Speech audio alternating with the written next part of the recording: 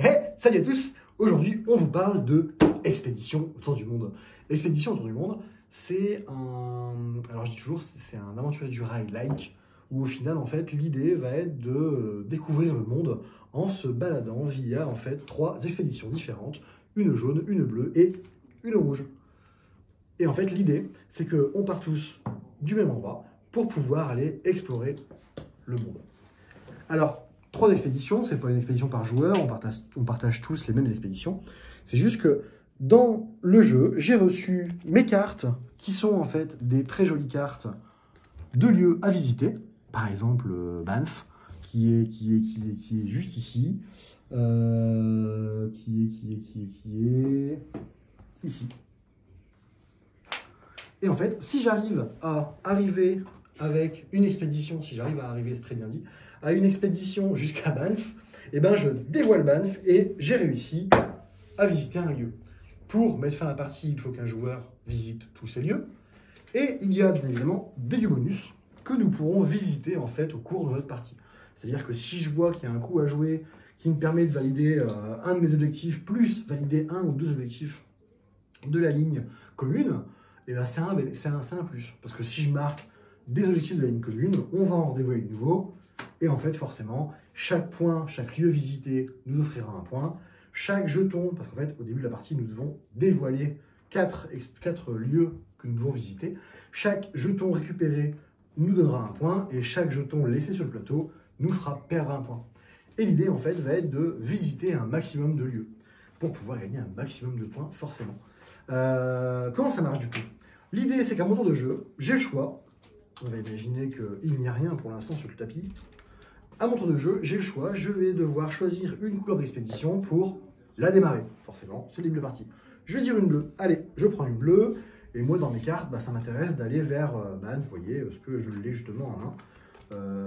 Je vais démarrer ici et démarrer l'expédition vers Stone Age. Vers le Stone Age. L'idée, c'est qu'en fait, il va falloir vérifier si je n'ai pas l'expédition en cours, et les autres joueurs vont vérifier en fait s'ils ne doivent pas en fait visiter ce lieu-là. S'ils doivent le visiter, rien n'empêche mon voisin de dire « Hey, moi je l'ai, je le débloque !» Parce que forcément, le lieu est visité par l'expédition, et comme les expéditions sont communes, tout match. Hop. Par la suite, les autres joueurs vont forcément jouer avec différentes expéditions. Tac, tac, on va créer des expéditions, hein, forcément, pour vous faire un exemple. Et voilà. Alors, évidemment, je ne peux pas revenir en arrière sur une expédition.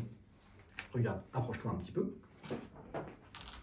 Tac, tac, tac, et tac. Vous voyez, par exemple, l'expédition rouge, là, commence à faire une boucle. Je n'ai pas le droit de revenir comme ça.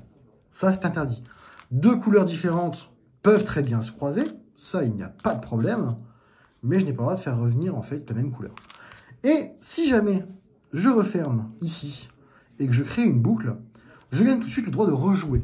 Donc, de reprendre le chemin que je viens de faire une boucle pour pouvoir redémarrer de nouveau, pour pouvoir avancer et découvrir de nouveaux lieux. Vous avez aussi les petites pastilles. Donc, les petites pastilles vertes sont les lieux à visiter. Les petites pastilles bleues sont des lieux qui vont me permettre de rejouer directement. Je prends une route bleue, j'arrive à pastille bleue. Ah bah c'est bien, ça m'arrange, parce que ça me permet de pouvoir jouer rouge. Pour rejouer ici, parce que forcément, j'arrive sur une pastille rouge. La pastille rouge me permet de prendre un ticket. Le ticket, on en parle. Qu'est-ce que ça me permet, le ticket? Le ticket me permet plusieurs choses. Soit dans Défausser 1 pour piocher des cartes et en jeter, soit dans Défausser 1 pour rejouer un tour, pour pouvoir reposer une nouvelle route. Attention, je ne peux dépenser que 2 tickets par tour. Soit, troisième option, en Défausser 1, pour retirer une flèche. Une des dernières flèches qui est en cours. Je ne peux pas tirer la flèche du milieu, forcément. Donc, je retire une flèche, ce qui va me permettre peut-être de jouer après et de repartir vers un autre endroit. Par exemple, si le bleu est parti vers en bas, eh ben, ça me permet de repartir vers en haut, pour reprendre un bleu, pour rejouer, pour passer au passage du nord-ouest. C'est un petit jeu de combo où en fait vous allez avoir plein de petits coups qui vont se dévoiler peu à peu. Et il y a des moments où vous allez vous dire « Oh putain, j'ai un coup à faire là parce que là je passe sur une case bleue, je passe sur une case rouge, du coup je prends un ticket, je le redépense pour repasser sur une case bleue, pour rejouer et faire une boucle et re-rejouer. » C'est vraiment un petit jeu de combo comme ça, où le but du jeu va être de dévoiler et de découvrir en fait différents lieux pour essayer de le plus rapide à faire son petit voyage et explorer le monde, forcément.